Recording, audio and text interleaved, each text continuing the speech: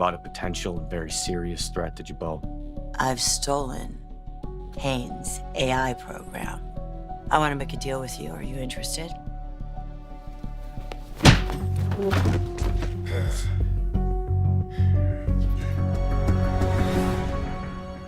The Young and the Restless, Y&R, spoilers hint that Kane Ashby, Billy Flynn, Phyllis Summers, Michelle Stafford, and Jack Abbott, Peter Bergman, could be gearing up for a mega alliance. Will these schemers come together for a Newman takeover? Y&R fans know Jack had Billy Abbott, Jason Thompson, talk to Phyllis about stealing the AI program back from Victor Newman, Eric Braeden. Jack wants to destroy that program and eliminate the threats to the Abbotts ASAP.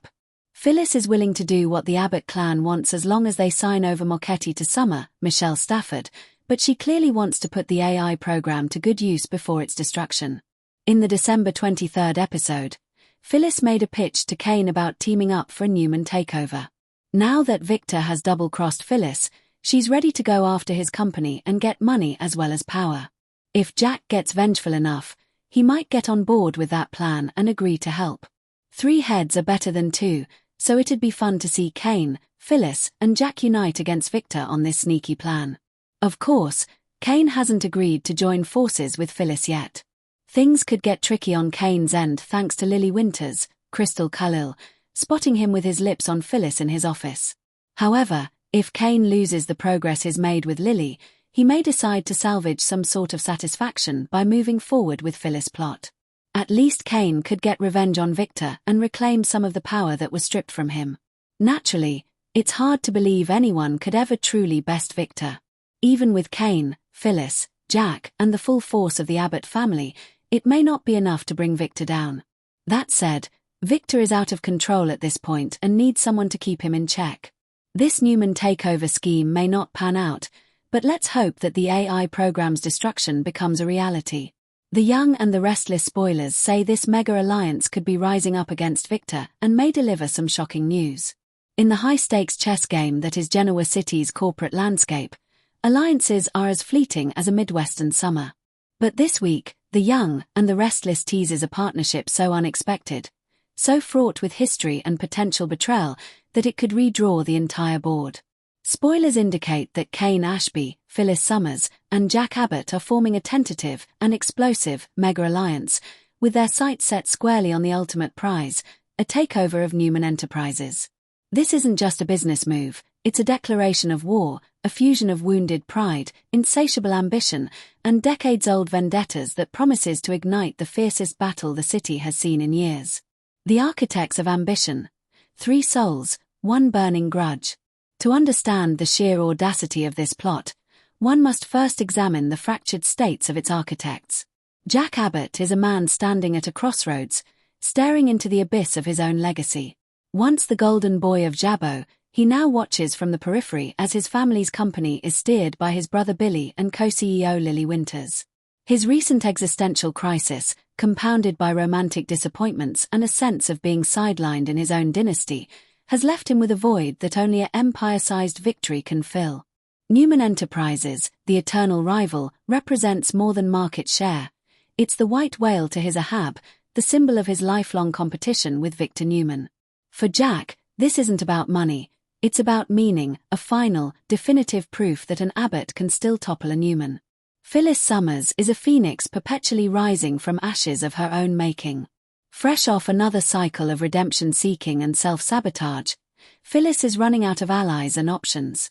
Her relationship with Danny is stable, but stability has never been Phyllis's natural habitat. She craves power, influence, and the sweet nectar of being at the center of the action. More importantly, she carries a deep, personal vendetta against the Newman family, particularly Nikki and Victoria, who have never fully accepted her and have often worked to marginalize her. A chance to infiltrate and destabilize Newman is the ultimate thrill, a masterstroke that would cement her reputation as Genoa City's most formidable wild card. For Phyllis, the takeover is about respect and revenge. Kane Ashby is the wild card in this trio, and perhaps the most motivated. His return to Genoa City has been marked by humiliation and loss. His marriage to Lily is irrevocably broken, his relationship with his children is strained, and he has been financially and professionally outmaneuvered at every turn. The once confident mogul is now a man with nothing to lose and everything to prove. His hatred for Nate Hastings, who now sits in a position of power at Newman, is personal and potent. But his animosity runs deeper, to Victor himself, who has long viewed Kane as inconsequential. For Kane, this plot is about resurrection. It's a chance to reclaim his stature, inflict pain on those who dismissed him, and seize a throne from the very empire that symbolizes his downfall. The fault lines, a coalition built on quicksand. What makes this alliance so compelling and so dangerous are the seismic fault lines running through it. This is not a meeting of minds, but a convergence of shared enemies. Jack and Phyllis share a tangled history of romance, partnership, and profound betrayal. They have been lovers and co-conspirators, but Phyllis's past actions have nearly destroyed Jack on multiple occasions. Trust between them is a scarce commodity. Can Jack ever truly rely on the Red Dragon not to flip the script for her own benefit? Phyllis and Kane have a less storied but equally complicated dynamic. They have been situational allies, but Kane represents a certain old-world Abbott loyalty that Phyllis has often clashed with.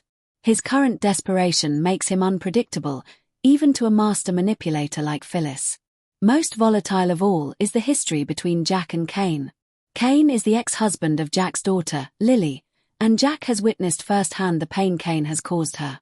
Aligning with him is a betrayal of his own family's interests, pitting his desire for legacy against his role as a father. This internal conflict could be Jack's undoing. Their alliance is less a triangle of trust and more a precarious tripod, where the failure of one leg collapses the entire structure. Spoilers suggest their early strategy sessions are tense, filled with veiled threats and uneasy negotiations. Each sees the others as a means to an end, a necessary evil in the pursuit of a greater goal. The question isn't if this alliance will crack, but when, and who will be the first to shatter it. The battle plan. How do you storm a Newman fortress? Newman Enterprises is not just a company. It's a fortress, guarded by Victor's legendary ruthlessness and a family accustomed to power. So how could this trio possibly succeed? Spoilers hint at a multi-pronged attack that leverages their unique skills. Phase 1. The Insider Gambit. Kane, with his history at Chancellor Winters and knowledge of global markets, will likely be tasked with identifying Newman's current weaknesses.